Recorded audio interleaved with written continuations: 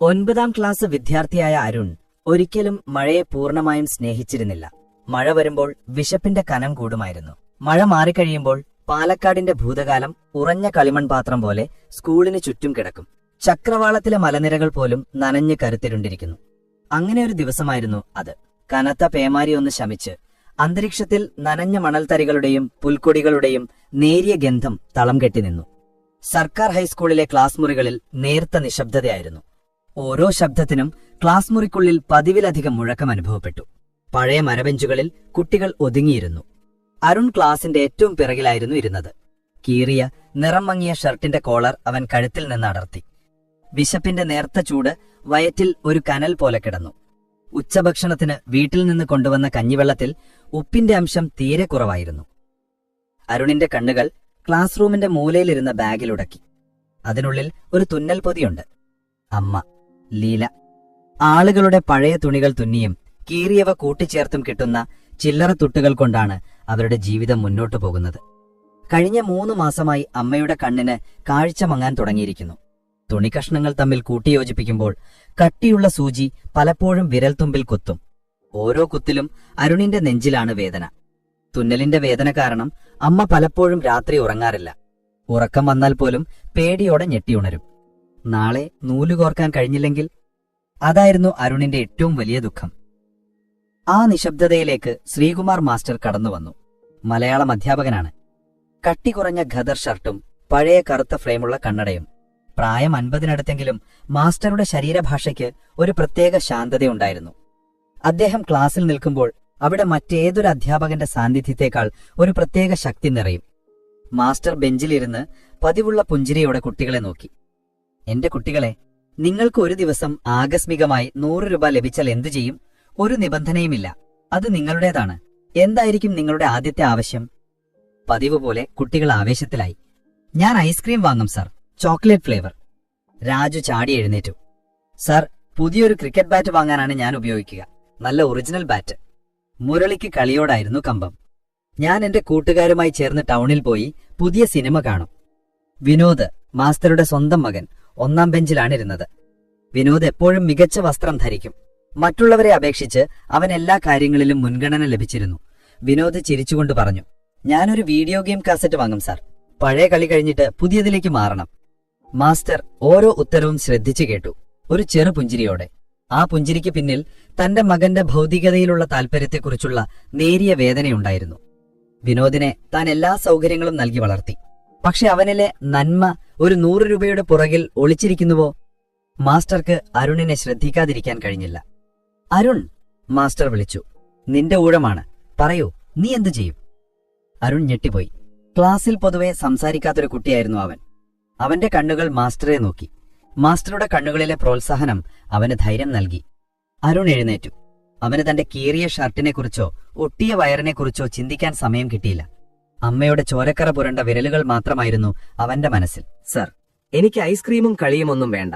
എനിക്ക് 100 രൂപ കിട്ടിയാൽ ഞാൻ അമ്മയ്ക്കൊരു കണ്ണട വാങ്ങിക്കൊടുക്കും. ക്ലാസ് മുറിയിൽ ഒരു നിമിഷം നിശബ്ദത തളം കെട്ടി. കുട്ടികൾ അവനെ അത്ഭുതത്തോടെ നോക്കി. വിനോദിന്റെ മുഖം ഒന്ന് ചുളിഞ്ഞു. ഈ ഉത്തരം അവിശ്വസനീയമായി അവന് തോന്നി. മാസ്റ്ററുടെ കണ്ണുകൾ ഈറനണിഞ്ഞു. ഈ ദിവസത്തിനു വേണ്ടി അദ്ദേഹം കാത്തിരിക്കുകയായിരുന്നു. ഒരു കുട്ടിയെങ്കിലും പണത്തേക്കാൾ സ്നേഹത്തിന് വില കൽപ്പിക്കുന്നത് കാണാൻ. എന്തിനാണ് മോനെ കണ്ണട? മാസ്റ്റർ പതിഞ്ഞ സ്വരത്തിൽ ചോദിച്ചു. അരുൺ തുടർന്നു. എന്റെ അച്ഛൻ നേരത്തെ മരിച്ചുപോയതാണ് സാർ. അതിനുശേഷം അമ്മ മാത്രമാണ് വീട്ടുചെലവ് നോക്കുന്നത്. പട്ടിണിയില്ലാതെ ഞങ്ങളെ നോക്കാൻ അമ്മ കഷ്ടപ്പെടുകയാണ്. പഴയ തുണികൾ തുന്നിയാണ് അമ്മ പണം കണ്ടെത്തുന്നത്. പക്ഷേ ഇപ്പോൾ അമ്മയ്ക്ക് കാഴ്ച നന്നായി കാണാൻ കഴിയുന്നില്ല. രാത്രിയിൽ തുന്നൽ സൂചി അമ്മയുടെ കയ്യിൽ കുത്തും.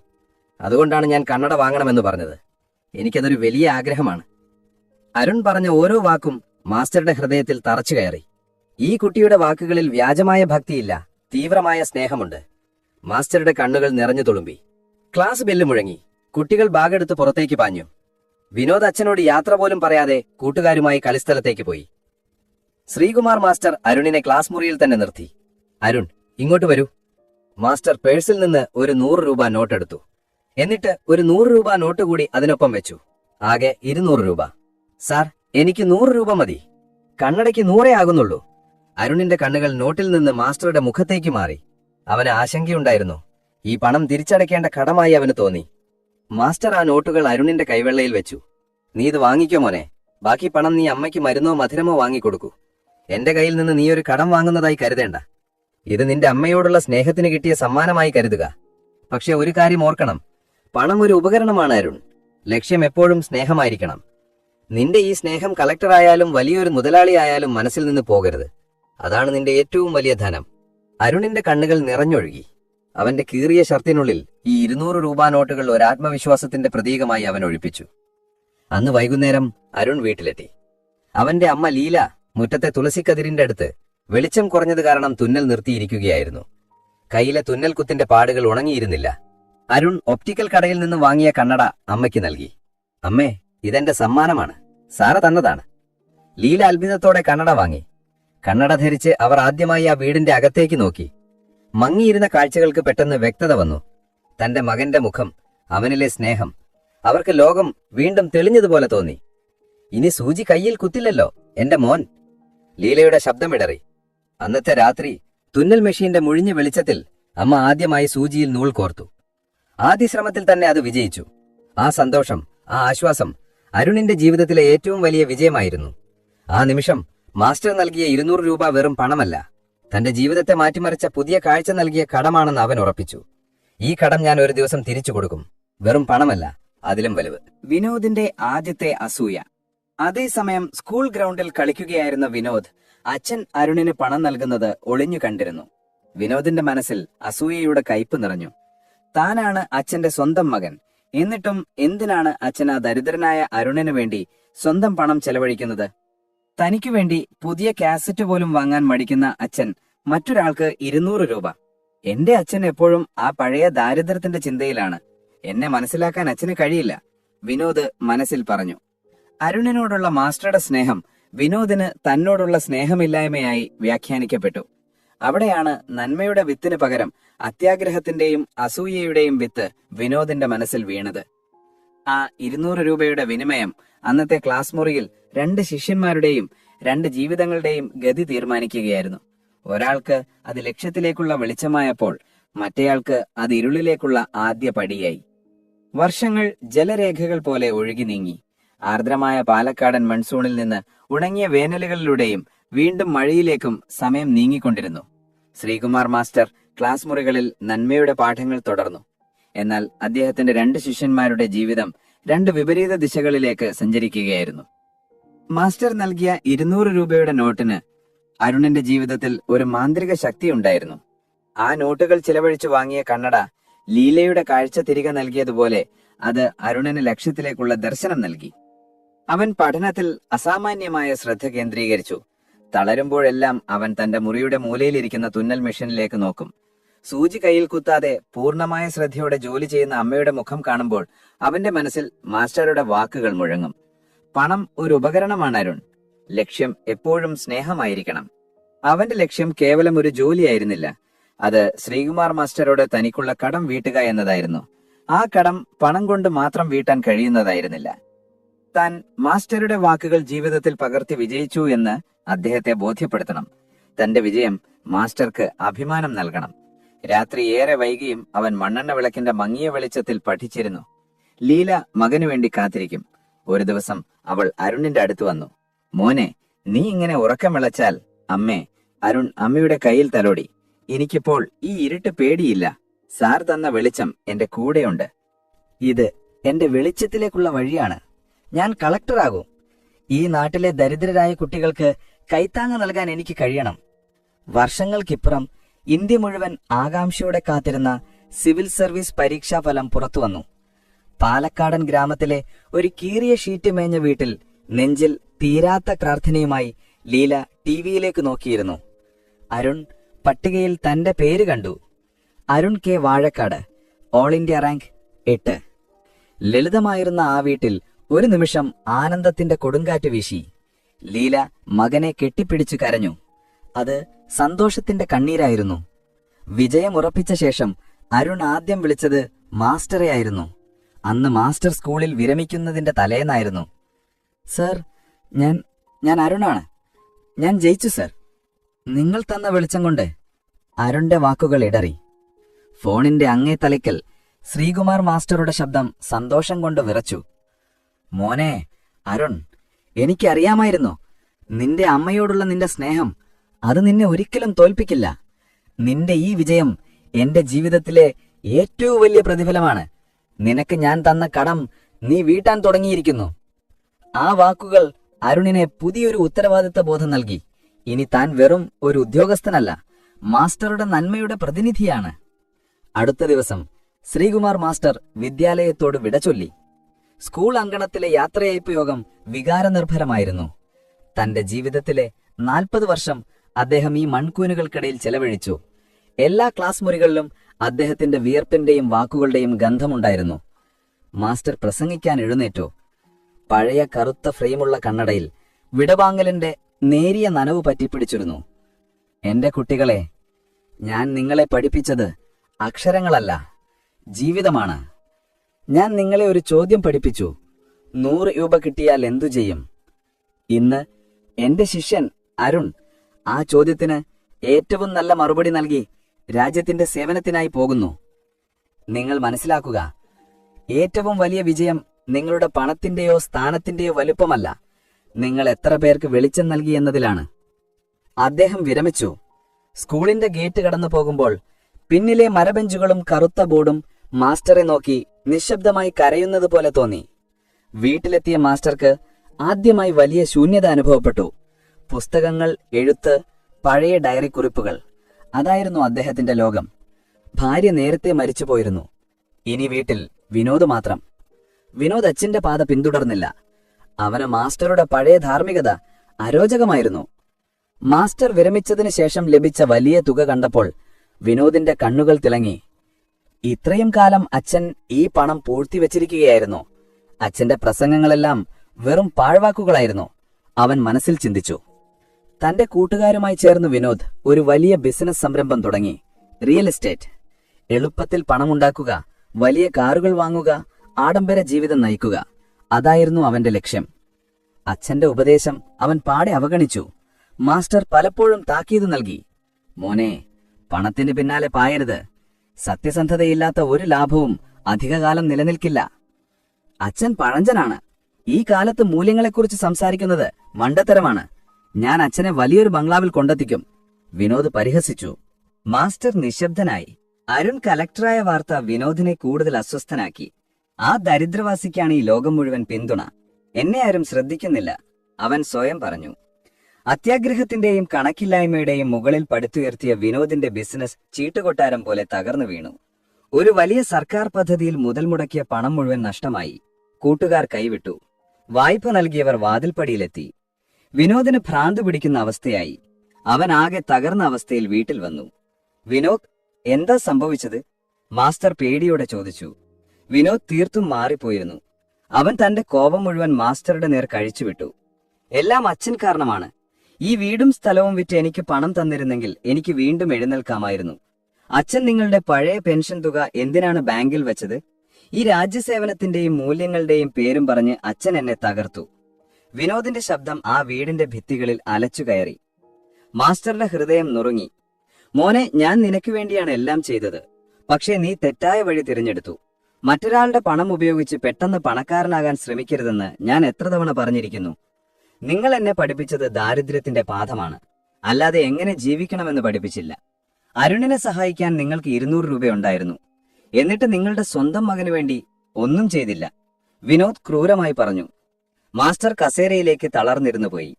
വിനോദ് തന്റെ വാക്കുകളിലൂടെ അദ്ദേഹത്തെ കൊല്ലുകയായിരുന്നു. ഒരു മകൻ തന്റെ അച്ഛനോട് ചെയ്യാൻ കഴിയുന്ന ഏറ്റവും വലിയ ക്രൂരതയായിരുന്നു ആ കുറ്റപ്പെടുത്തൽ. 4. വീട് വിൽക്കുന്നു. പലായനത്തിന്റെ വേദന. കടം പെരുകിയപ്പോൾ വിനോദ് ഒരു വഴി കണ്ടെത്തി. പാലക്കാട്ടെ ആ പഴയ വീട് വിൽക്കുക. അത് മാസ്റ്ററുടെ ഓർമ്മകളായിരുന്നു.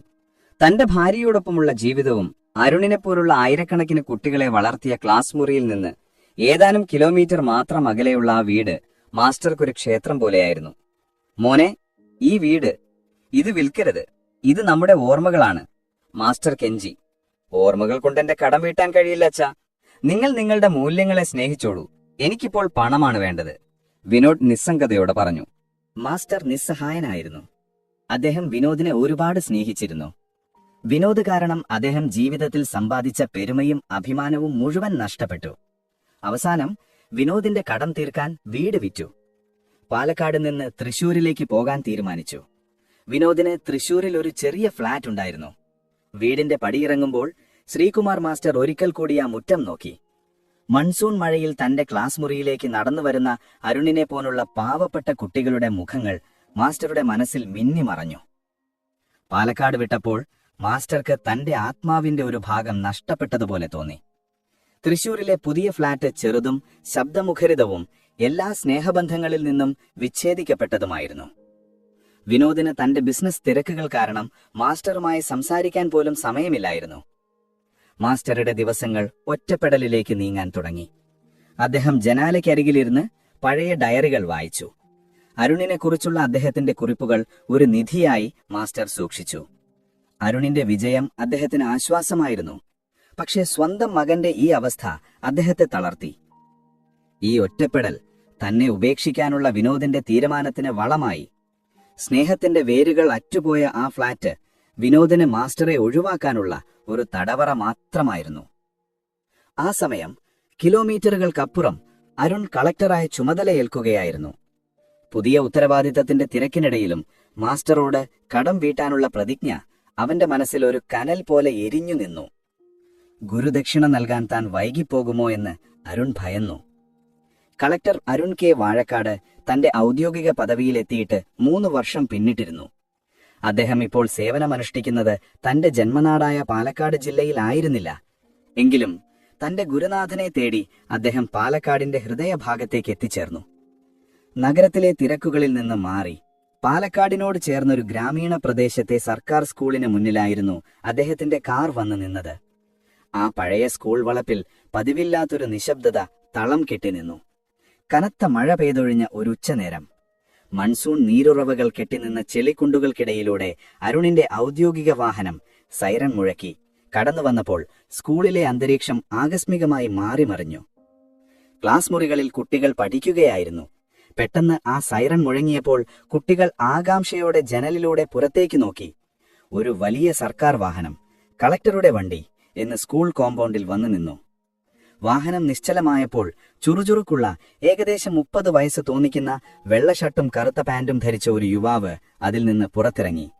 അദ്ദേഹത്തിന്റെ മുഖത്തെ ഗൗരവവും എന്നാൽ ശാന്തവുമായ ഭാവം ഒരു വലിയ ഉദ്യോഗസ്ഥന്റേതായിരുന്നു. അരുൺ സാർ, ലത ടീച്ചർ ഇപ്പോൾ സ്കൂളിലെ പ്രിൻസിപ്പലാണ്. അവർ അത്ഭുതത്തോടെ സ്വയം മന്ത്രിച്ചു. അവർ പഴയ ശ്രീകുമാർ മാസ്റ്ററുടെ സഹപ്രവർത്തകയായിരുന്നു. മാസ്റ്റർ വിരമിക്കുന്നതിന്റെ തലേന്നാണ് അരുൺ IAS നേടിയ വാർത്ത സ്കൂളിലെത്തിയത്. അരുൺ നേരെ ഓഫീസിലേക്ക് നടന്നു. അദ്ദേഹത്തിന്റെ കാൽവെപ്പുകൾക്ക് വർഷങ്ങൾക്ക് മുൻപ് ഈ സ്കൂളിൽ പഠിച്ച ദരിദ്ര വിദ്യാർത്ഥിയുടെ വിനയമുണ്ടായിരുന്നു. എന്നാൽ ഔദ്യോഗിക പദവിയുടെ ദൃഢതയും ഉണ്ടായിരുന്നു. പ്രിൻസിപ്പലിന്റെ മുറിയിൽ ലതാ ടീച്ചർ ഇരിക്കുന്നുണ്ടായിരുന്നു. അരുണിനെ കണ്ടപ്പോൾ അവർ എഴുന്നേറ്റു, കൈകൂപ്പി. കളക്ടർ സാർ, ഇത് വലിയൊരു ഭാഗ്യമാണ്.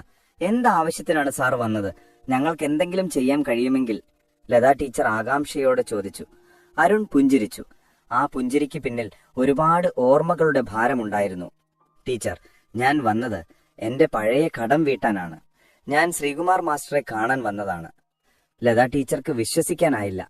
ഒരു കളക്ടർ ഇത്രയും ഔദ്യോഗിക തിരക്കുകൾക്കിടയിൽ ഒരു റിട്ടയർഡ് സ്കൂൾ മാസ്റ്ററെ തേടി വന്നിരിക്കുന്നു, അതും ഒരു കടം വീട്ടാൻ. ശ്രീകുമാർ സാറോ? എന്തിനാണ് സാർ? നിങ്ങൾക്ക് മാസ്റ്ററുമായി എന്താണ് ബന്ധം? ടീച്ചർ ചോദിച്ചു. അരുൺ തന്റെ കണ്ണുകൾ ക്ലാസ് മുറിയുടെ നേർക്ക് തിരിച്ചു. ഒരു നിമിഷം അദ്ദേഹം ബാല്യത്തിലേക്ക് മടങ്ങി. ടീച്ചർ, എന്റെ പേര് അരുൺ. പണ്ട് ഈ സ്കൂളിൽ പഠിച്ച അരുൺ. മാസ്റ്റർ എന്റെ ജീവിതം മാറ്റിമറിച്ച ഒരാളാണ്. ഞാൻ എന്റെ അമ്മയ്ക്ക് കണ്ണട വാങ്ങാൻ 100 രൂപ തികയാതെ വന്നപ്പോൾ അദ്ദേഹം 200 രൂപ തന്നു. നീ ഇത് വാങ്ങിക്കോ എന്ന് പറഞ്ഞു. ആ കടം കേവലം പണമായിരുന്നില്ല, അതായിരുന്നു എന്റെ ജീവിതത്തിൽ ഏറ്റവും വലിയ ഗുരുദക്ഷിണ. ആ വാക്കുകളാണ് എന്നെ ഇവിടെ എത്തിച്ചത്. ഞാൻ എന്റെ ഗുരുവിന് നേരിട്ട് ആ കടം തിരികെ നൽകണം. അതായിരുന്നു എന്റെ പ്രതിജ്ഞ. ടീച്ചറിന്റെ കണ്ണുകൾ നിറഞ്ഞു. മാസ്റ്ററുടെ നന്മ ടീച്ചർക്ക് അറിയാമായിരുന്നു. പക്ഷെ അതൊരു കളക്ടറെ തിരികെ കൊണ്ടുവരുമെന്ന് അവർ ഒരിക്കലും കരുതിയിരുന്നില്ല. മോനെ അരുൺ, നിന്നെപ്പോലെ ഒരു ശിഷ്യനെ കിട്ടിയത് അദ്ദേഹത്തിന്റെ ഭാഗ്യമാണ്. ടീച്ചർ നിസ്സഹായതയോടെ തുടർന്നു. പക്ഷേ ശ്രീകുമാർ സാർ ഇപ്പോൾ ഇവിടെ ഇല്ല. വിരമിച്ച ശേഷം അദ്ദേഹം ഈ വീടും സ്ഥലവും വിറ്റ് തൃശൂരിലേക്ക് മാറിപ്പോയി. സാമ്പത്തികമായി അദ്ദേഹത്തിന് എന്തോ പ്രശ്നങ്ങൾ ഉണ്ടായിരുന്നു. അദ്ദേഹത്തിന്റെ മകൻ വിനോദാണ് എല്ലാം കൈകാര്യം ചെയ്തിരുന്നത്. ഞങ്ങൾ അധികം ബന്ധപ്പെടാറില്ലായിരുന്നു. വിനോദിന് എന്തോ ബിസിനസ് പരാജയം സംഭവിച്ചെന്ന് കേട്ടിരുന്നു. മാസ്റ്ററുടെ ദുരിതത്തെക്കുറിച്ചുള്ള സൂചന അരുണിന്റെ മനസ്സിൽ ഒരു തീവ്ര വേദന ഉണ്ടാക്കി. അദ്ദേഹത്തിന്റെ വിലാസം എന്റെ കയ്യിലുണ്ട്. ഈ വീട് വിറ്റ ശേഷം വിനോദ് പുതിയ അഡ്രസ് നൽകിയിരുന്നു, ലതാ ടീച്ചർ പറഞ്ഞു. അവർ ഉടൻ തന്നെ ഒരു തുണ്ട് കടലാസിൽ തൃശൂരിലെ വിലാസം എഴുതി നൽകി. ടീച്ചർ, ഒരുപാട് നന്ദിയുണ്ട്. അരുൺ ആ പേപ്പർ കീശയിലിട്ടു. അദ്ദേഹം മാസ്റ്ററെ എത്രയും പെട്ടെന്ന് കണ്ടേ മതിയാവൂ എന്ന ചിന്തയിൽ തിടുക്കം കാട്ടി. പാലക്കാടുമായി വിട പറഞ്ഞ് അരുണിന്റെ കാർ തൃശൂരിലേക്ക് പാഞ്ഞു. റോഡിലൂടെയുള്ള ആ യാത്ര അരുണിനെ സംബന്ധിച്ചിടത്തോളം ഭൂതകാലത്തിലേക്കുള്ള തിരിച്ചുപോക്കായിരുന്നു. താൻ എത്ര ഉയരത്തിലെത്തിയാലും മാസ്റ്ററോടുള്ള കടം വീട്ടിയാലേ ആ കസേരയ്ക്ക് പൂർണ്ണത കൈവരൂ. ടീച്ചർ തന്ന വിലാസം തൃശൂർ നഗരത്തിന് പുറത്തുള്ള ഒരു സാധാരണ റെസിഡൻഷ്യൽ ഏരിയയിലായിരുന്നു. അരുൺ കാർ നിർത്തി ആ പഴയ വീടിന്റെ ഗേറ്റിന് മുന്നിൽ നിന്നു. പ്രതീക്ഷിച്ചതുപോലെ അതൊരു ചെറിയ വീടായിരുന്നു. എന്നാൽ വീട്ടിൽ മറ്റു ചിലരാണ് താമസിച്ചിരുന്നത്. അരുൺ അവരോട് കാര്യങ്ങൾ തിരക്കി. ഇവിടെ ശ്രീകുമാർ മാസ്റ്റർ എന്നൊരാൾ താമസിച്ചിരുന്നില്ലേ? ആ, അവരില്ല. ആ വീട്ടുടമസ്ഥൻ ഇത് വിറ്റ് എങ്ങോട്ടോ പോയെന്ന് തോന്നുന്നു. ഒരു മകനുണ്ടായിരുന്നു, വിനോദ്. ആകെ പ്രശ്നങ്ങളായിരുന്നു. അവർ പുതിയൊരു സ്ഥലത്തേക്ക് പോയെന്നാണ് കേട്ടത്. ആ മകൻ വഴിയാണ് ഈ വീട് വിറ്റത്. എവിടെയാണെന്ന് അറിയാമോ? അരുൺ ചോദിച്ചു. അയാൾ സംശയിച്ചു പറഞ്ഞു. എന്റെ ഓർമ്മ ശരിയാണെങ്കിൽ നഗരത്തിന്റെ കിഴക്കു ഭാഗത്തുള്ള ഒരു ഫ്ളാറ്റിലേക്ക് അവർ താമസം മാറിയെന്ന് തോന്നുന്നു. വിനോദാണ് എല്ലാം നോക്കിയത്. അയാളുടെ ഫോൺ നമ്പർ എന്റെ കയ്യിലുണ്ട്. ഭാഗ്യവശാൽ പുതിയ താമസക്കാർ വിനോദിന്റെ മൊബൈൽ നമ്പർ നൽകി. അരുൺ ആ നമ്പറിലേക്ക് വിളിച്ചില്ല. പകരം അദ്ദേഹം വിനോദ് താമസിക്കുന്ന പുതിയ ഫ്ളാറ്റിന്റെ വിലാസം കണ്ടെത്താൻ തന്റെ ഔദ്യോഗിക സംവിധാനം ഉപയോഗിച്ചു. മാസ്റ്ററെ കാണാൻ താൻ കലക്ടറാണെന്നറിഞ്ഞ് വിനോദ് സത്യം മറച്ചുവെച്ചേക്കാമെന്ന് അരുണിന് തോന്നി. വൈകുന്നേരം തൃശൂരിലെ താരതമ്യേന മോശം നിലയിലുള്ള ഒരു ഫ്ളാറ്റിന്റെ മുന്നിൽ കലക്ടറുടെ വാഹനം വീണ്ടും സൈറൺ മുഴക്കി നിന്നു. സൈറൺ കേട്ട് ഫ്ളാറ്റിലെ താമസക്കാർ ആകാംക്ഷയോടെ പുറത്തേക്ക് വന്നു. അരുൺ വാതിലിൽ മുട്ടി. വിനോദ്, ശ്രീകുമാർ മാസ്റ്ററുടെ മകൻ. മുഷിഞ്ഞ വസ്ത്രം, ക്ഷീണിച്ച മുഖം. പഴയ അഹങ്കാരത്തിന്റെ ലാഞ്ചനകൾ പോലും അവനിൽ നിന്ന് മാഞ്ഞു പോയിരുന്നു. അവന്റെ കണ്ണുകളിൽ ഭയവും കുറ്റബോധവും നിഴലിച്ചു. ആരെയാണ് വേണ്ടത്? വിനോദ് പതർച്ചയോടെ ചോദിച്ചു. കലക്ടറുടെ വണ്ടിയും തന്നെ തേടി വന്ന ഉദ്യോഗസ്ഥനെയും കണ്ടപ്പോൾ അവന്റെ ഹൃദയം നിലച്ചുപോയതുപോലെ തോന്നി. അവൻ ഏതെങ്കിലും കേസുമായി ബന്ധപ്പെട്ടു വന്നതാണോ എന്ന ഭയം അവനെ വേട്ടയാടി. ഞാൻ അരുൺ, കലക്ടർ ശാന്തനായി പറഞ്ഞു. ഞാൻ ശ്രീകുമാർ മാസ്റ്ററെ കാണാൻ വന്നതാണ്. എനിക്ക് അദ്ദേഹത്തോട് ഒരു കടം വീട്ടാനുണ്ട്. ഞാൻ മാസ്റ്ററുടെ ശിഷ്യനാണ്. അരുണിന്റെ പേര് കേട്ടപ്പോൾ വിനോദ് ഞെട്ടി. അരുൺ, കലക്ടർ, അച്ഛൻ ഏറ്റവും കൂടുതൽ സ്നേഹിക്കുകയും അഭിമാനിക്കുകയും ചെയ്തിരുന്നവൻ. വിനോദിന്റെ മനസ്സിലൂടെ ഭയം അലയടിച്ചു. അച്ഛൻ വെളിയൂർക്ക് പോയിരിക്കുകയാണ് സാർ. ഒരു ബന്ധുവിന്റെ വീട്ടിൽ. 2 ദിവസം കഴിഞ്ഞേ മടങ്ങി വരൂ, വിനോദ് കള്ളം പറഞ്ഞു. കളക്ടറുടെ കയ്യിൽ നിന്ന് പണം വാങ്ങി കാര്യങ്ങൾ ഒതുക്കി തീർക്കാൻ അവന് കഴിഞ്ഞാൽ രക്ഷപ്പെട്ടു. അങ്ങനെയാണെങ്കിൽ ഈ പണം എന്റെ കയ്യിൽ തരാമോ? ഞാൻ അച്ഛന് കൊടുക്കാം. നിങ്ങൾ അദ്ദേഹത്തിന്റെ ശിഷ്യനല്ലേ? നിങ്ങൾക്ക് വിഷമിക്കേണ്ട കാര്യമില്ല, വിനോദ് ധൈര്യം സംഭരിച്ച് ചിരിച്ചുകൊണ്ട് പറഞ്ഞു. അരുൺ ശാന്തനായി അവനെ നോക്കി. കലക്ടറുടെ കണ്ണുകൾക്ക് മുന്നിൽ ഒരാൾക്ക് കൂടുതൽ നേരം കള്ളം പറയാൻ കഴിയില്ലായിരുന്നു. ഒരു കലക്ടറുടെ പരിശീലനത്തിൽ മനുഷ്യന്റെ മുഖഭാവങ്ങൾ വായിച്ചെടുക്കുന്നത് ഒരു പാഠമാണ്. വിനോദിന്റെ വിയർപ്പ് നിറഞ്ഞ നെറ്റി, പതറിയ കണ്ണുകൾ, ഇടറുന്ന സംസാരം, സത്യം മറ്റെവിടെയോ ആണെന്ന് അരുണിന് മനസ്സിലായി. ഇല്ല വിനോദ്, എനിക്ക് ആ കടം എന്റെ ഗുരുവിന് നേരിട്ട് നൽകണം. അത് പണം മാത്രമല്ല. എവിടെയാണ് മാസ്റ്റർ? എനിക്ക് സത്യം വേണം. അരുണിന്റെ ഈ ഭാവം വിനോദിനെ തളർത്തി. അവന്റെ മുഖം വിഷാദം കൊണ്ട് കറുത്തു. അവൻ നിസ്സഹായനായി തലകുനിച്ചു. ഞാനൊരു തെറ്റ് ചെയ്തു പോയി സാർ. എന്റെ ബിസിനസ് തകർന്നു. എനിക്ക് ആരെയും സഹായിക്കാൻ കഴിഞ്ഞില്ല. കടങ്ങൾ കൂടി. അച്ഛൻ എന്റെ ഒരു ഭാരമായി മാറി. അച്ഛന് ഓർമ്മക്കുറവുണ്ടായി തുടങ്ങിയിരുന്നു. വിനോദ് കണ്ണുകൾ തിരുമി. അവൻ പതുക്കെ പറഞ്ഞു, ഞാൻ അച്ഛനെ 4 മാസം മുൻപ് നഗരത്തിന് പുറത്തുള്ള ശാന്തിഭവനം എന്ന അനാഥാലയത്തിൽ കൊണ്ടുപോയി ഉപേക്ഷിച്ചു. അവിടെയാണ് അച്ഛനിപ്പോൾ. കളക്ടറുടെ മുഖം വിവരണമായി. ലോകം തകർന്നു വീണ ഒരു നിമിഷം.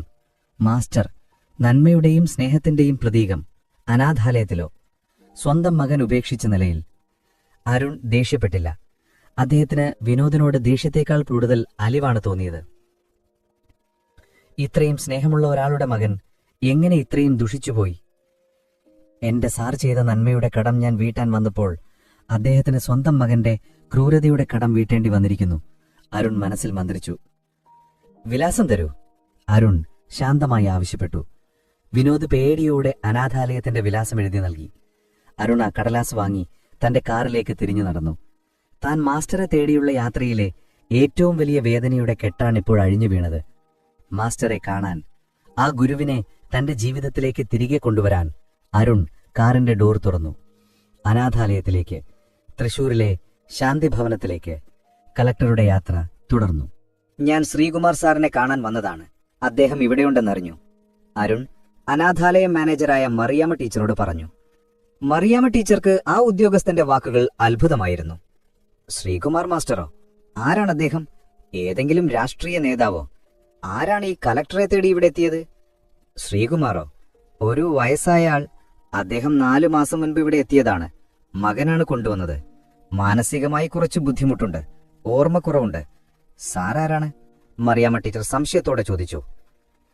ഞാൻ അദ്ദേഹത്തിന്റെ ശിഷ്യനാണ്, എന്റെ ഗുരുനാഥൻ, അരുൺ മറുപടി നൽകി. ഈ വാക്കുകൾ പറയുമ്പോൾ അദ്ദേഹത്തിന്റെ ശബ്ദം ഗൗരവപൂർണവും എന്നാൽ വാത്സല്യമുള്ളതുമായിരുന്നു. മറിയാമ്മ ടീച്ചർ അരുണിനെ ശ്രീകുമാർ മാസ്റ്റർ കിടക്കുന്ന മുറിയിലേക്ക് കൊണ്ടുപോയി. അതൊരു വലിയ ഹോളായിരുന്നു. വൃത്തിയുള്ള എന്നാൽ തീർത്തും നിശബ്ദമായൊരു സ്ഥലം. ഒരു മൂലയിലെ കട്ടിലിൽ മെലിഞ്ഞ് അവശനായി കണ്ണട പോലും ധരിക്കാതെ ശ്രീകുമാർ മാസ്റ്റർ കിടക്കുന്നു. ചുളിവുകൾ വീണ മുഖത്ത് കാലം വരുത്തിയ മാറ്റങ്ങൾ പ്രകടമായിരുന്നു. അദ്ദേഹത്തിന്റെ കണ്ണുകളിൽ ഒരുതരം ശൂന്യത നിഴലിച്ചു. അദ്ദേഹം ജനലിലൂടെ പുറത്തേക്ക് നോക്കുകയായിരുന്നു. ഒരുപക്ഷെ പാലക്കാട്ടെ പഴയ സ്കൂൾ മുറ്റത്തേക്ക്. അരുണിന്റെ നെഞ്ചു പൊള്ളി. തന്നെ ധാർമ്മികത പഠിപ്പിച്ച, നന്മയുടെ പാഠങ്ങൾ പാർന്നു നൽകിയ തന്റെ ഗുരുവിന്റെ ഈ അവസ്ഥ. സ്വന്തം മകൻ ഉപേക്ഷിച്ചതിന്റെ വേദന ആ മുഖത്ത് തളം കെട്ടി നിന്നിരുന്നു. അരുൺ മെല്ലെ മാസ്റ്ററുടെ കട്ടിലിനടുത്തു ചെന്നു. സാർ, ഞാൻ വന്നതാണ്. നിങ്ങൾക്ക് സുഖമാണോ? അരുൺ പതിഞ്ഞ ശബ്ദത്തിൽ ചോദിച്ചു. ശ്രീകുമാർ മാസ്റ്റർ വളരെ പതുക്കെ തിരിഞ്ഞു നോക്കി. അദ്ദേഹത്തിന്റെ കണ്ണുകൾ അരുണിന്റെ ഔദ്യോഗിക വേഷത്തിലുടക്കി. ഓർമ്മകളില്ലാത്തതിനാൽ അദ്ദേഹത്തിന് മുന്നിൽ നിൽക്കുന്നത് ഒരു വലിയ സർക്കാർ ഉദ്യോഗസ്ഥൻ മാത്രമായിരുന്നു. ആരാണ്? മോനെ, എനിക്ക് ഓർമ്മയില്ല. ഞാൻ പഴയൊരു സ്കൂൾ മാസ്റ്ററാണ്. എന്റെ ക്ലാസ്സിൽ ഒരുപാട് കുട്ടികളുണ്ടായിരുന്നു. പക്ഷേ ഇപ്പോൾ ഒന്നും ഓർമ്മയില്ല. മാസ്റ്ററുടെ ശബ്ദം ദുർബലമായിരുന്നു. അരുൺ തന്റെ കണ്ണുകൾ അടച്ചു. കണ്ണീർ തുളുമ്പിയില്ല. പകരം ഒരു ദൃഢനിശ്ചയമാണ് ആ മനസ്സിൽ ഉയർന്നത്. സാർ, എന്നെ ഓർമ്മയില്ലായിരിക്കാം. പക്ഷേ നിങ്ങൾക്കൊരു കടം ഓർമ്മയുണ്ടാകുമോ? വർഷങ്ങൾക്ക് മുൻപ് പാലക്കാട്ടെ ആ സ്കൂളിൽ വെച്ച് ഒരു പാവപ്പെട്ട വിദ്യാർത്ഥിക്ക് നിങ്ങൾ നൽകിയ കടം. മാസ്റ്ററുടെ മുഖത്ത് ഒരു നേരിയ മാറ്റം വന്നു. കടമോ? അരുൺ തുടർന്നു, ശബ്ദം മനഃപൂർവ്വം ഉയർത്തി, ക്ലാസ് മുറിയിലെ അതേ വികാരത്തോടെ. ഞാനാണ് ആ അരുൺ. എന്റെ അമ്മയ്ക്ക് കണ്ണട വാങ്ങാൻ 100 രൂപ മതിയെന്ന് ഞാൻ പറഞ്ഞപ്പോൾ, മോനെ, നീ ഇത് വാങ്ങിക്കൂ എന്ന് പറഞ്ഞ് 200 രൂപ തന്നത് നിങ്ങളല്ലേ സാർ? പണം ഉപകരണമാണ്, സ്നേഹമാണ് ലക്ഷ്യമെന്ന് പഠിപ്പിച്ചത് നിങ്ങളല്ലേ സാർ? ഞാനാണ് ആ വിദ്യാർത്ഥി, നിങ്ങളുടെ അരുൺ. അരുണിന്റെ വാക്കുകൾ ശ്രീകുമാർ മാസ്റ്ററുടെ മരവിച്ചുപോയ ഓർമ്മകളെ തട്ടിയുണർത്തി. ആ 200 രൂപയുടെ സ്നേഹം അത് കേവലം ഒരു തുകയായിരുന്നില്ല. അദ്ദേഹത്തിന്റെ ജീവിതത്തിലെ ഏറ്റവും വലിയ നന്മയുടെ പ്രവൃത്തിയായിരുന്നു. മാസ്റ്ററുടെ കണ്ണുകൾ പെട്ടെന്ന് വിടർന്നു. അതിൽ നിന്ന് ശൂന്യത മാഞ്ഞുപോയി. പകരം ഒരു തീവ്രമായ വികാരം അലതല്ലി. അദ്ദേഹത്തിന്റെ കണ്ണുകൾ നിറഞ്ഞൊഴുകി. അരുൺ, എന്റെ മോനെ, നീയോ? മാസ്റ്റർ എഴുന്നേൽക്കാൻ ശ്രമിച്ചു. ഓടിച്ചെന്ന് അദ്ദേഹത്തെ താങ്ങിപ്പിടിച്ചു. ആലിംഗനം ചെയ്യുമ്പോൾ മാസ്റ്ററുടെ ശരീരം ദുർബലമായിരുന്നു. പക്ഷേ ആ മനസ്സ് പഴയതുപോലെ ശക്തമായിരുന്നു. നീയോ മോനെ? നീ എന്നെ അന്വേഷിച്ച് ഇവിടെ വരെ വന്നോ? ആ 200 രൂപ തിരിച്ചു തരാനോ? ഇത്രയും വർഷങ്ങൾക്ക് ശേഷവും നീ എന്റെ വാക്ക് ഓർത്തോ? മാസ്റ്റർ തേങ്ങിക്കരഞ്ഞു. അത് ദുഃഖമല്ല, 1000 സന്തോഷത്തിന്റെയും അഭിമാനത്തിന്റെയും കണ്ണീരായിരുന്നു. അരുൺ മാസ്റ്ററുടെ കൈകളിൽ മുറുകെ പിടിച്ചു. സാർ, ഞാൻ ജീവിച്ചത് നിങ്ങളുടെ ഉപദേശം കേട്ടാണ്. നിങ്ങളുടെ സത്യസന്ധതയും നന്മയുമാണ് എന്നെ ഒരു കളക്ടറാക്കിയത്. ഞാൻ ഈ വലിയ സ്ഥാനത്തിരിക്കുന്നത്, ജനങ്ങൾക്ക് വേണ്ടി ജോലി ചെയ്യുന്നത്, അതെല്ലാം നിങ്ങൾ എനിക്ക് തന്ന വെളിച്ചമുണ്ടാണ്. എന്റെ വിജയം കണ്ടപ്പോൾ നിങ്ങൾക്ക് അഭിമാനം തോന്നുന്നുണ്ടോ സാർ? അഭിമാനം മോനെ, എന്റെ ജീവിതത്തിലെ ഏറ്റവും വലിയ അഭിമാനം നീയാണ്. മാസ്റ്റർ സന്തോഷത്താൽ പൊട്ടിക്കരഞ്ഞു. പക്ഷേ എന്റെ മകൻ വിനോദ്, ഞാൻ അവനെ വളർത്തി വലുതാക്കി നല്ല വിദ്യാഭ്യാസം നൽകി. എന്നിട്ടും അവൻ എന്റെ ഈ അനാഥാലയത്തിൽ ഉപേക്ഷിച്ചു. ഒരു മകൻ തന്റെ അച്ഛനോട് ചെയ്യുന്ന ഏറ്റവും വലിയ ക്രൂരത. മാസ്റ്ററുടെ ആ വാക്കുകൾ അരുണിനെ തളർത്തി. മാസ്റ്റർക്ക് നഷ്ടപ്പെട്ടതെല്ലാം താൻ തിരികെ നൽകുമെന്ന് അരുൺ മനസ്സിൽ പ്രതിജ്ഞയെടുത്തു. സാർ, നിങ്ങളുടെ സ്ഥാനം ഈ അനാഥാലയമല്ല, അരുൺ ഉറച്ച ശബ്ദത്തിൽ പറഞ്ഞു. ഞാൻ എന്റെ കടം വീട്ടാൻ വന്നതാണ്. ഈ കളക്ടർ സ്ഥാനം എന്റെ വിജയം മാത്രമല്ല, നിങ്ങൾക്കുള്ള ഗുരുദക്ഷിണ കൂടിയാണ്. ഞാൻ നിങ്ങൾക്കായി ഒരിടം ഒരുക്കിയിട്ടുണ്ട്. എന്റെ കൂടെ വരണം. മാസ്റ്റർ വിസമ്മതിച്ചു. വേണ്ട മോനെ, നിനക്ക് നിന്റെ തിരക്കുകളുണ്ട്. ഞാനിവിടെ സുരക്ഷിതനാണ്. ഇല്ല സാർ, നിങ്ങൾ എന്റെ കുടുംബമാണ്. എനിക്ക് നിങ്ങളെ വേണം. ഞാൻ വന്നത് നിങ്ങളെ കൂട്ടിക്കൊണ്ടുപോകാനാണ്. നിങ്ങൾ എനിക്ക് കാഴ്ച തന്ന ദൈവമാണ്. അരുൺ ഉടൻ തന്നെ മറിയാമ്മ ടീച്ചറുടെ അടുത്തേക്ക് പോയി. ടീച്ചർ, ശ്രീകുമാർ സാർ ഇനി എന്റെ കൂടെ എന്റെ വീട്ടിലായിരിക്കും. അദ്ദേഹത്തിന് വേണ്ട എല്ലാ പരിചരണവും ഞാൻ നൽകും. അദ്ദേഹത്തെ കൂട്ടിക്കൊണ്ടുപോകാൻ ഞാൻ ഔദ്യോഗികമായി അനുമതി തേടുകയാണ്. മറിയാമ്മ ടീച്ചർക്ക് ആ വികാരത്തിന്റെ ആഴം മനസ്സിലായി. സന്തോഷം സാർ. അദ്ദേഹത്തെ നോക്കാൻ ഒരാൾ ഉണ്ടായല്ലോ. അദ്ദേഹത്തിന്റെ മകനെ പോലെയല്ല സാർ നിങ്ങൾ. അനാഥാലയത്തിലെ നടപടിക്രമങ്ങളെല്ലാം വേഗത്തിൽ പൂർത്തിയാക്കി അരുൺ മാസ്റ്ററെ വാങ്ങി തന്റെ കാറിലേക്ക് കയറ്റി. കാർ ഗേറ്റ് കടന്നു പോകുമ്പോൾ മാസ്റ്റർ തിരിഞ്ഞു നോക്കി. ദുരിതത്തിന്റെ ആ 4 മാസങ്ങൾ ഓർമ്മകളിൽ നിന്ന് വേഗം മാഞ്ഞുപോയിരുന്നു. അരുണിന്റെ ഔദ്യോഗിക വസതിയിലേക്ക് നീ യാത്ര തിരിച്ചു. അതൊരു വലിയ സർക്കാർ ബംഗ്ലാവായിരുന്നു. പച്ചപ്പും പൂന്തോട്ടങ്ങളുമുള്ള വിശാലമായ വീട്. ജീവിതത്തിൽ ഒരുപാട് ദാരിദ്ര്യം അനുഭവിച്ച മാസ്റ്റർക്ക് ഈ വീട് ഒരു സ്വപ്നലോകം പോലെ തോന്നി. കാർ ബംഗ്ലാവിന്റെ മുറ്റത്ത് വന്ന് നിന്നപ്പോൾ അരുണിന്റെ കുട്ടികൾ ഓടി വന്നു. അപ്പ വന്നു, അപ്പ വന്നു. അവർ കളക്ടറെ ആവേശത്തോടെ സ്വീകരിച്ചു. അരുണിന്റെ ഭാര്യ ആര്യയും അമ്മ ലീലയും മുറ്റത്തേക്ക് വന്നു. അരുൺ മാസ്റ്ററെ വണ്ടിയിൽ നിന്ന് ഇറങ്ങാൻ സഹായിച്ചു. അമ്മേ, അരുൺ ലീലയെ മാസ്റ്ററുടെ അടുത്തേക്ക് ക്ഷണിച്ചു. ഇതാണ് ശ്രീകുമാർ സാർ. നിങ്ങൾക്ക് ഓർമ്മയുണ്ടോ? പണ്ട് എന്റെ കയ്യിൽ 100 രൂപ മാത്രമേ ഉണ്ടായിരുന്നുള്ളൂ. എന്റെ കണ്ണട സ്വപ്നം യാഥാർത്ഥ്യമാക്കാൻ 200 രൂപ തന്നത് ഈ ഗുരുനാഥനാണ്. സാറാണ് എന്റെ അമ്മയ്ക്ക് കാഴ്ച തിരിച്ചു നൽകിയത്. ലീല മാസ്റ്ററുടെ കാലിന് മുന്നിൽ കുനിഞ്ഞു. സാർ, എന്റെ ഈ കണ്ണുകൾ നിങ്ങളോടുള്ള കടം ഒരിക്കലും മറക്കില്ല. എന്റെ മോന് നല്ല ബുദ്ധി നൽകിയത് നിങ്ങളാണ്. ഈ വീടും എന്റെ മകനും ഇപ്പോൾ നിങ്ങളുടേതാണ്. ലീലയുടെ കണ്ണുകൾ നന്ദി കൊണ്ട് നിറഞ്ഞിരുന്നു. അരുണിന്റെ ഭാര്യ ആര്യ മാസ്റ്ററെ ബഹുമാനത്തോടെ വീട്ടിലേക്ക് സ്വാഗതം ചെയ്തു. ഇനി സാറിന്റെ സ്ഥാനം ഈ വീടാണ്. ഇവിടെ സ്നേഹവും ബഹുമാനവും മാത്രമേ ഉണ്ടാകൂ, ആര്യ പറഞ്ഞു. ശ്രീകുമാർ മാസ്റ്റർ വീണ്ടും കണ്ണീരണിഞ്ഞു. സ്വന്തം മകൻ ഉപേക്ഷിച്ചപ്പോൾ താൻ പഠിപ്പിച്ച മൂല്യങ്ങളെ നെഞ്ചിലേറ്റിയ ഒരു ശിഷ്യന്റെ വീട്ടിൽ തനിക്ക് സ്നേഹത്തിന്റെയും ആദരവിന്റെയും ഒരു വലിയ ലോകം തുറക്കപ്പെട്ടിരിക്കുന്നു. അന്നു മുതൽ ശ്രീകുമാർ മാസ്റ്റർ അരുണിന്റെ കുടുംബത്തിൽ ഒരു അംഗമായി മാറി. അരുണിന്റെ മക്കളുടെ കഥകൾ കേട്ടും ലീലയുടെ സംരക്ഷണത്തിലും ആര്യയുടെ സ്നേഹത്തിലും അദ്ദേഹം സന്തോഷത്തോടെ ജീവിച്ചു. അദ്ദേഹത്തിന്റെ ഓർമ്മക്കുറവ് പതിയെ മെച്ചപ്പെട്ടു. മാസ്റ്റർക്ക് മനസ്സിലായി, ജീവിതത്തിൽ താൻ ചെയ്ത ഏറ്റവും വലിയ നിക്ഷേപം ആ 100 രൂപയുടെ സ്നേഹമായിരുന്നു. ആ സ്നേഹം എത്രയോ മടങ്ങ് വലുതായി തനിക്ക് തിരികെ ലഭിച്ചിരിക്കുന്നു. ദിവസങ്ങൾ കടന്നുപോയി. കലക്ടറുടെ ബംഗ്ലാവിലെ വിശാലമായ പൂന്തോട്ടത്തിൽ ശ്രീകുമാർ മാസ്റ്റർ ഇപ്പോൾ ഒരു പുതിയ ജീവിതം നയിക്കുകയാണ്. പഴയ തളർച്ചയും ഓർമ്മക്കുറവും അദ്ദേഹത്തിൽ നിന്ന് പതിയെ മാഞ്ഞുപോയി. മാസ്റ്റർക്ക് ഇപ്പോൾ ലീലയുടെയും ആര്യയുടെയും കുട്ടികളുടെയും സ്നേഹം ലഭിക്കുന്നു. അരുണിന്റെ കുട്ടികൾ മുത്തച്ഛൻ എന്നപോലെ മാസ്റ്ററുടെ ചുറ്റും കളിച്ചു നടന്നു. അവർക്ക് മാസ്റ്റർ കഥകൾ പറഞ്ഞുകൊടുത്തു. പ്രത്യേകിച്ച് 100 രൂപ കിട്ടിയാൽ എന്ത് ചെയ്യും എന്ന ചോദ്യത്തിന്റെ കഥ. കലക്ടറുടെ അമ്മയായ ലീല ടീച്ചർ മാസ്റ്റർക്ക് ആവശ്യമുള്ള പരിചരണങ്ങൾ നൽകി. അവർ തമ്മിൽ സംസാരിക്കുന്നത് പഴയ ദാരിദ്ര്യത്തിന്റെയും കഷ്ടപ്പാടുകളുടെയും കാലത്തെക്കുറിച്ചായിരുന്നു. സാർ, ലീല ഒരു ദിവസം പറഞ്ഞു, എന്റെ മകൻ ഇന്ന് ആരായിരിക്കുന്നു എന്നതിന്റെ കാരണം ആ 200 രൂപയാണ്. ഞാൻ ഇപ്പോഴും ആ കണ്ണട സൂക്ഷിച്ചു വെച്ചിട്ടുണ്ട്. അത് വെളിച്ചം മാത്രമല്ല തന്നത്, സാറിന്റെ നന്മയാണ് ഞങ്ങളെ ജീവിക്കാൻ പഠിപ്പിച്ചത്. മാസ്റ്റർ ലീലയുടെ കയ്യിൽ വാത്സല്യത്തോടെ തലോടി. എനിക്കിപ്പോൾ മനസ്സിലായി ലീല, നന്മ എന്നത് ഒരു നിക്ഷേപമാണ്. അത് കൊടുക്കുന്നവർക്ക് തിരിച്ചു കിട്ടും. സ്വന്തം മകൻ ഉപേക്ഷിച്ചിടത്ത് ഞാൻ സ്നേഹം നൽകിയ ഒരു ശിഷ്യൻ എനിക്ക് ജീവിതം തിരികെ നൽകിയിരിക്കുന്നു. എന്റെ കടം വീട്ടിയത് അരുൺ പണം കൊണ്ടല്ല, അവന്റെ ഹൃദയം കൊണ്ടാണ്. ഈ വീട്ടിലെ ഓരോ നിമിഷവും ശ്രീകുമാർ മാസ്റ്റർക്ക് സമാധാനം നൽകി. എന്നാൽ ഈ സമാധാനത്തിന്റെ മറുപുറത്ത് വിനോദിന്റെ ലോകം ഇരുട്ടിലേക്ക് കൂപ്പുകുത്തുകയായിരുന്നു. വിനോദിന്റെ ബിസിനസ് തകർന്നത് കേവലം സാമ്പത്തികമായി മാത്രമായിരുന്നില്ല. നിയമവിരുദ്ധമായ ഇടപാടുകളിലേക്ക് അവൻ തിരിഞ്ഞു.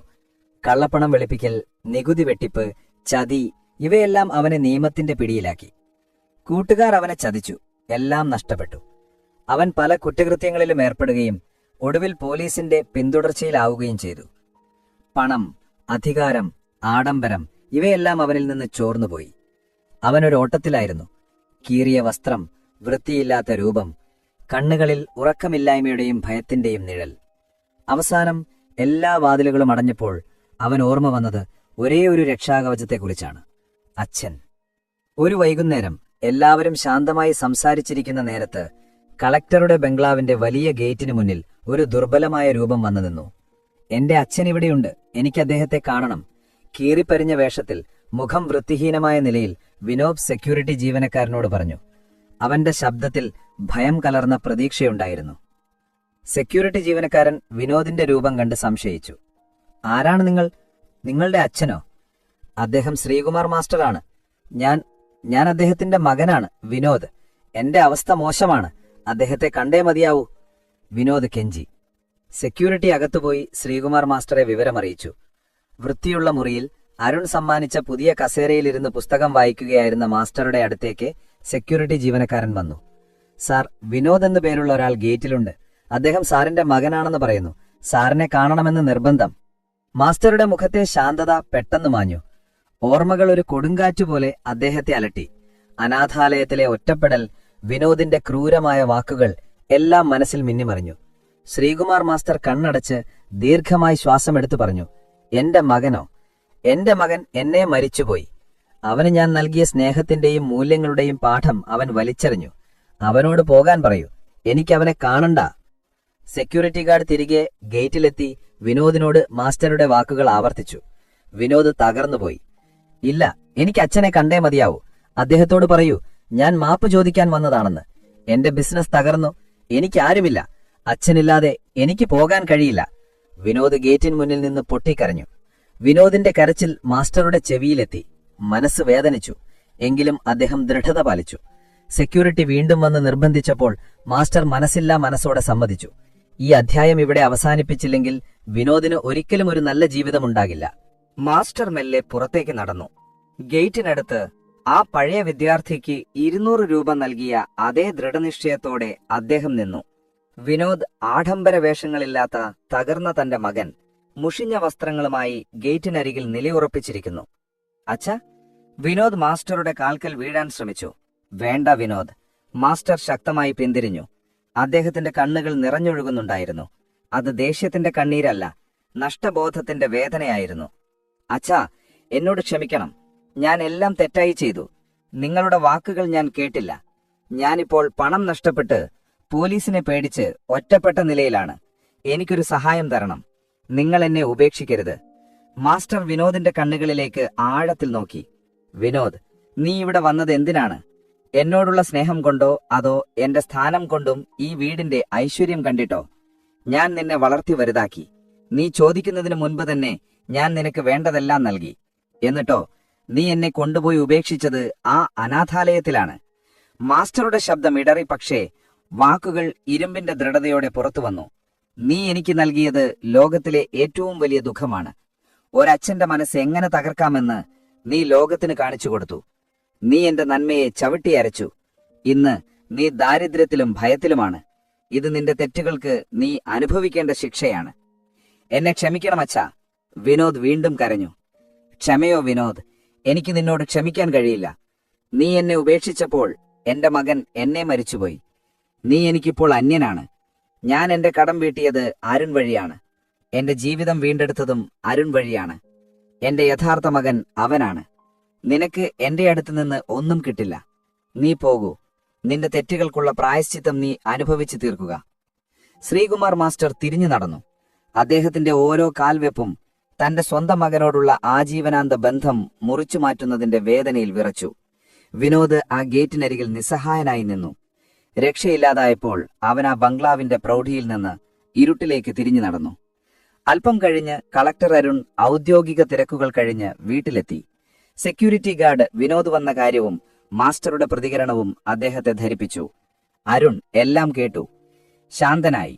വിനോദിന്റെ ദുരവസ്ഥ അദ്ദേഹത്തിന് ദുഃഖമുണ്ടാക്കിയെങ്കിലും മാസ്റ്ററുടെ വേദനയാണ് വലുതെന്ന് അരുണിന് അറിയാമായിരുന്നു. "സാർ എവിടെയുണ്ട്?" അരുൺ ചോദിച്ചു. "മാസ്റ്റർ മുറിയിൽ പോയി. ആകെ വിഷമത്തിലായിരുന്നു സാർ," ഗാർഡ് പറഞ്ഞു. അരുൺ നേരെ മാസ്റ്ററുടെ മുറിയിലേക്ക് പോയി. മാസ്റ്റർ ജനലിനരികിൽ പുറത്തേക്ക് നോക്കിയിരിക്കുന്നുണ്ടായിരുന്നു. അരുൺ മാസ്റ്ററുടെ തോളിൽ കൈവച്ചു. സാർ. മാസ്റ്റർ തിരിഞ്ഞു നോക്കി. അദ്ദേഹത്തിന്റെ കണ്ണുകളിൽ ഇപ്പോഴും വിനോദിന്റെ ക്രൂരമായ മുഖമുണ്ടായിരുന്നു. അരുൺ, എന്റെ മകന് സംഭവിച്ച ദുരന്തം എന്റെ തെറ്റായിരുന്നോ? ഞാൻ അവനെ സ്നേഹിച്ചത് അധികമായിരുന്നോ? മാസ്റ്റർ തേങ്ങി. ഒരിക്കലുമല്ല സാർ. അരുൺ ആശ്വാസവാക്കുകൾ നൽകി. നിങ്ങൾ അവന് സ്നേഹവും മൂല്യങ്ങളും നൽകി. തിരഞ്ഞെടുത്ത് അവന്റേതായിരുന്നു. നന്മയുടെ പാത തിരഞ്ഞെടുക്കാൻ അവന് കഴിഞ്ഞില്ല. നിങ്ങളുടെ പാഠങ്ങൾ വെറുതെ ആയിട്ടില്ല. ഞാനിവിടെയുണ്ട്. ഞാൻ നിങ്ങളുടെ മകനാണ്. നിങ്ങൾ എനിക്ക് തന്ന സ്നേഹത്തിന്റെ കടം വീട്ടാൻ ഞാനിവിടെയുണ്ട്. അരുണിന്റെ വാക്കുകൾ മാസ്റ്റർക്ക് ആശ്വാസം നൽകി. അദ്ദേഹം തന്റെ ശിഷ്യനെ കെട്ടിപ്പിടിച്ചു. ലോകം അവർക്കു വേണ്ടി വീണ്ടും ശാന്തമായി. ശ്രീകുമാർ മാസ്റ്റർക്ക് തന്റെ യഥാർത്ഥ വീടും യഥാർത്ഥ കുടുംബവും ലഭിച്ചിരിക്കുന്നു. നന്മയുടെ വിത്ത് മുളച്ചു വളർന്ന് അദ്ദേഹത്തിന് തണലും അഭയവും നൽകിയിരിക്കുന്നു. അരുണിന്റെ കുടുംബത്തോടൊപ്പം ശ്രീകുമാർ മാസ്റ്റർ സന്തോഷത്തോടെ ജീവിച്ചു. കാലം തെളിയിച്ചു, ഒരു നന്മയും ഒരിക്കലും പാഴായി പോകില്ല. അത് കാലാന്തരത്തിൽ എത്രയോ മടങ്ങ് വലുതായി നമ്മെ തേടി വരും.